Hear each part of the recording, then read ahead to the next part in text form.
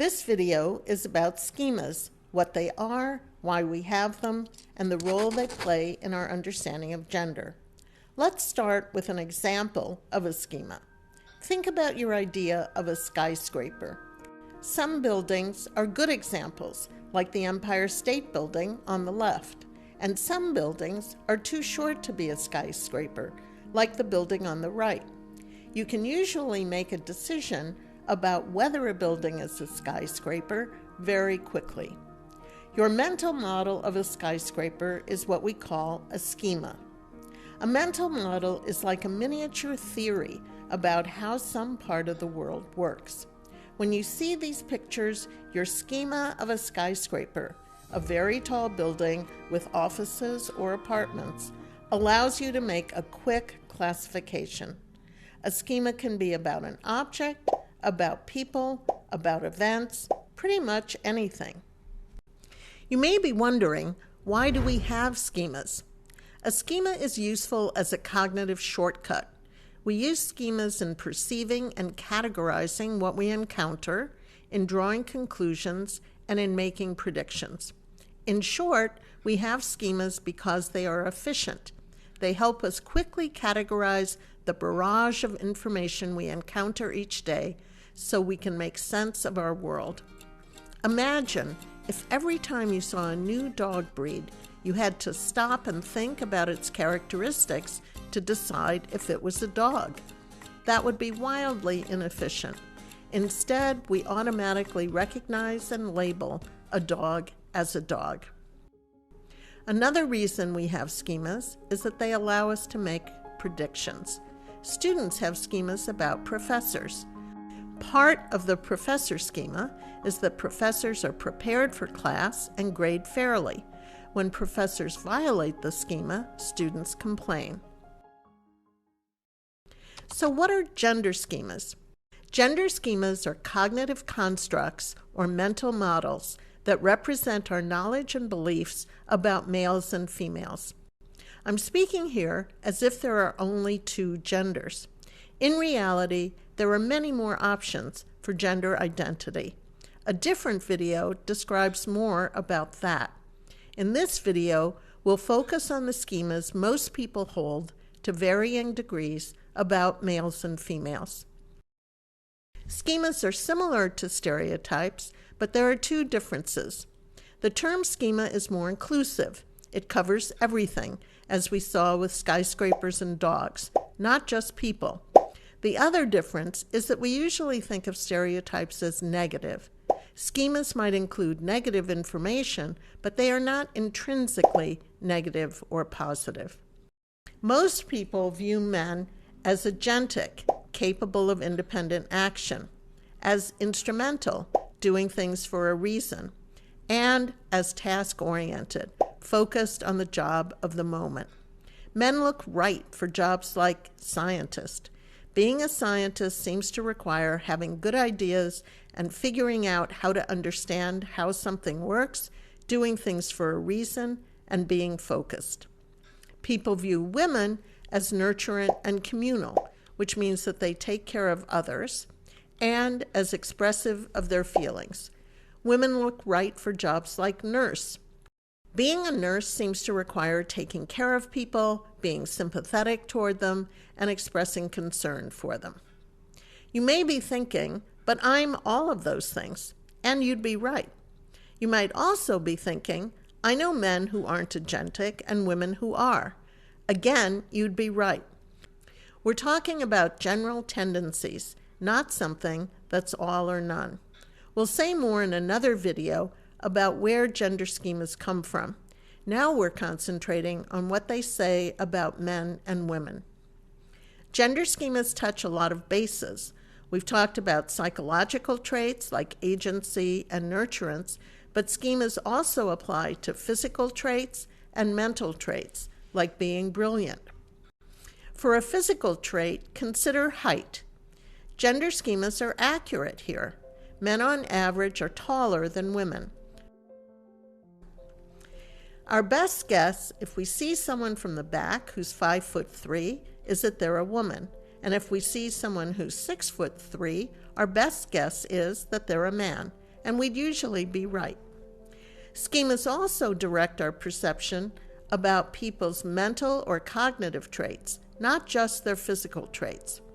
With height, we know men are actually taller, on average, than women are. When we get to cognitive or mental traits, it's harder to know what is, but our beliefs take over all the same.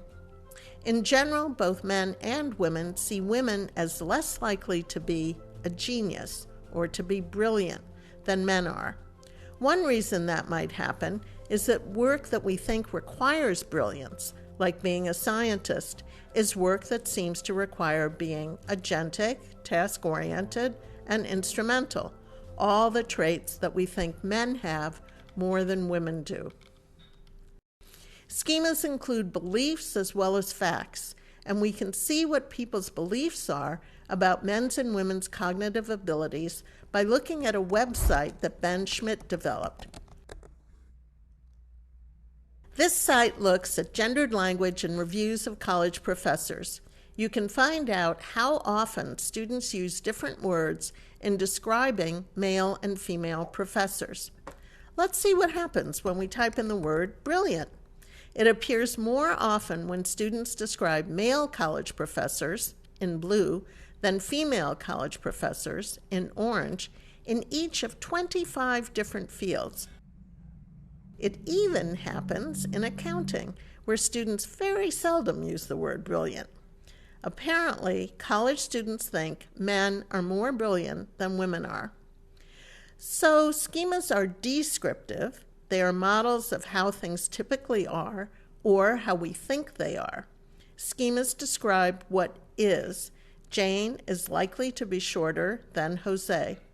And they describe beliefs about what is.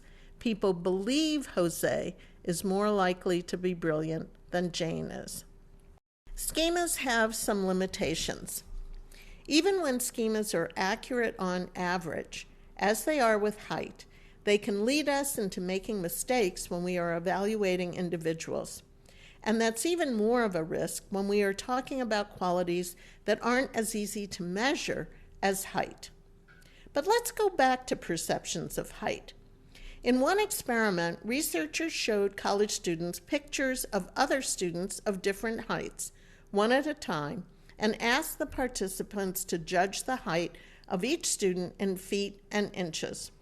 A student was standing in a doorway or next to a desk so that they would have a reference point. The participants didn't know it, but for each woman of a given height, there was a man of the same height. The question is, can people judge the individuals in the sample correctly despite their schemas about gender and height? The answer is that participants slightly overestimated how tall the men were and slightly underestimated how tall the women were. Schemas skew our perceptions to fit what we expect. Our schemas direct our perceptions without our thinking about it. We can make mistakes when we apply our schemas to individuals. What happens when people are very different from the average? In addition to being descriptive, schemas are prescriptive. They say how we think things should be. We not only think women are shorter than men, we think women should be shorter than men. If Jane isn't shorter than Jose, she's odd. Generally, we fit people to the schema. We under or overestimate heights so that the results fit our schema about the heights of men and women. Sometimes a woman is so tall or a man is so short that they are outside the schema boundaries. How do we react in those situations? Here's what Kate has to say. So I'm 6 feet tall. Last fall, I was dropping my 5-year-old at school, and her classmate's father, who's shorter than I am, said to me, "Wow, you're so tall. And your husband? Is he as tall as you? Doesn't your height bother him?" First off, of course, that comment was inappropriate and intrusive, but let's put that aside. We're interested in the father's comment because it shows that our schemas are not just descriptive, but prescriptive. We not only know that women on average are within a certain height range, but if they exceed it, they are violating a norm. And what happens when women are clearly brilliant? When women excel in a field that men dominate, like mathematics? Here are a few examples that women math majors at Harvard, Yale, MIT, Princeton, and Brown have mentioned. You don't count as a girl because you're good at math, and girls shouldn't be able to do math.